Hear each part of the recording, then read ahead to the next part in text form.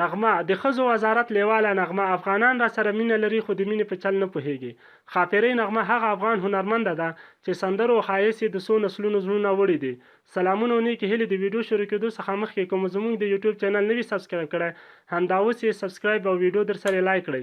هغه د وړو زړو او ځوانانو ټولو خوښیږي. دا مینه دومره شدید او سرعامه ده چې ډیری خلک د یو چا د ښکلا د ستاینې پر وخت نغمه په مثال ورکوي او وایي پلانۍ د نغمې په شان ښکلې ده.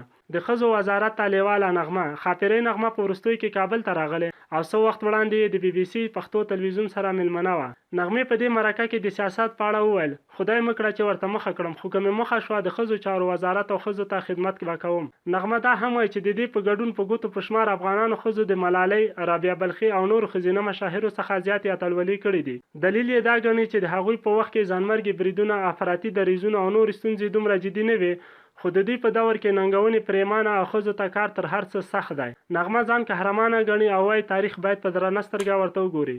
له کابله خوابدې نغمه په دې مرکه کې وایي چې د کابل او وطن چاپیریال یې ناپاکي، غربت، ترافیکي بې نظمي او نورو ستونزو له کبله ځوروي. هغه وایي که اولادونه وطن ته راوړي سمدستي به ټول د چټلې هوا، ناپاک چاپیریال او نورو ستونزو له کبله مریضان شي. نغمه نیوکه کوي چې خلک بې حسه شوي او خپل مسؤلیتونه یې هیر کړي. د دې په وینا ډیرو خلکو د اروپا او امریکا په کچه بنګلې جوړې کړي خو د کور شاوخوا یې ناپاکه او له چټلوۍ ډکه ده. سوله ښکر کلکۍ لري. نغمه په دې مرکه کې د سولې په اړه غږیږي او وایي چې نه پوهیږي چې سوله ښکر کلکۍ لري یا بل ډول ده چې نه راځي چې سوله وکړي او له جګړې لاس واخلي. دا ورته دا وعده هم ورکوي چې که سوله وکړي او له نغمې وغواړي چې څو ټیکرۍ په سر او هغوی ته نعتونه ووایي ورسره به یې ومني. د ملي ځواکونو ملاتړ ته چمتوالی.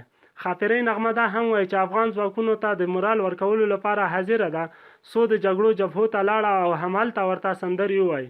هغه د ډاکټر نجیب د واکمنۍ خاطرې او لاليه هوابازه سندره یادوي چې له هوایي عملیاتو خوابدي پیلوټان یې بیا کار او الوتنو ته هڅولي. د نغمې په وینا دا سندره یې وه چې افغان پیلوټان یې وننګول څو خپلې دندې په ښه توګه ترسره کړي. هغه دا هم وایي چې پخوا لوډ سپیکرونه نه وو او دوی په داسې ځای کې افغان ځواکونو ته د ټانکونو پر سر سندرې ویلې چې بلې غاړې ته یې مجاهدین نږدې وو او هغوی به یې هم له سندرو خوند اخیسته. پر ژوند یې بې اعتباره نغمه.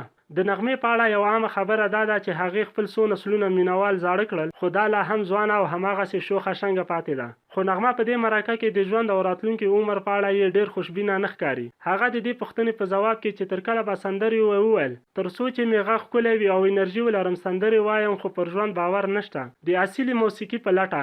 نغمه وایي پخوانۍ سندرې ځکه تر اوسه خلک خوښوي چې د موسیقۍ اصلي افغاني آلې پکې غږول شوي. هغه زیاتوي اوس هم د دغو آلو په غږونکو پسې ګرځي خو نه پیدا کېږي. نغمه د موسیقۍ له اوسنیو عامه شویو آلو څخه خوشحاله نه ده. وایي اصیل افغاني موسیقي تلپاتې ده او ځانګړی خوند لري. نغمه ښه شعر، ښه کمپوز او ښه غږ د ښو سندرو معیارونه ګڼي او په خپلو سندرو کې دا معیارونه ورته ښکاري. نغمه د ډاکټرۍ شوقي هم ده. خاپیرۍ نغمه وایي که سندرغاړې شوې نه وای د طب ډاکټره شوې به وه. دا اوس هم ځان ډاکټره ګڼي خو وایي توپیر یې دا ده چې اوس د خلکو رواني درملنه کوي او هغه وخت به یې جسماني درملنه کولی. د نغمې په وینا د ښوونځي په لومړنیو کلونو کې لایقه نجلۍ وه او هر کال به یې د ټولګي 2 او 3 نمره وه. د زیاتو خلکو په شان په درسونو کې د هغې هم د ریاضي مضمون بد راته خو تاریخ او جغرافیه یې د خوښې مضامین وو. نغمه د خپلو مینوالو پر مینې اعتراض هم لري. خاپیرۍ نغمه وایي چې د خپلو مینوالو خوښیږي او دا هم ورته مهمه خبره ده خو ګیله کوي چې افغانان د مینې په چل نه پوهیږي. نغمه چې د یو سپین ږیري مینوال لخوا یې د دې په لیدو د ګریوان شلولو ویډیو یو وخت ډیره رسنیزه شوې وه وایي مینوال باید د ګریوان شلولو پر ځای راته ګل راکړي. هغه د دې باوجود هم د خپلو مینوالو مینې ته درناوی لري.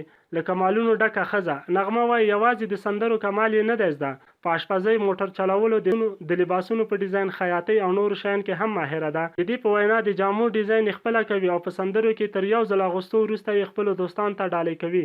ربابي ملنګه راشه. نغمې په دغه مرکه کې د مشهور افغان شاعر پیر محمد کاروان ربابي ملنګه راشه نظم هم زمزمه کړ. د هغې په وینا دا نظم یې تازه ویلی چې زر به یې له موسیقۍ سره خپلو مینوالو ته ډالۍ کړي.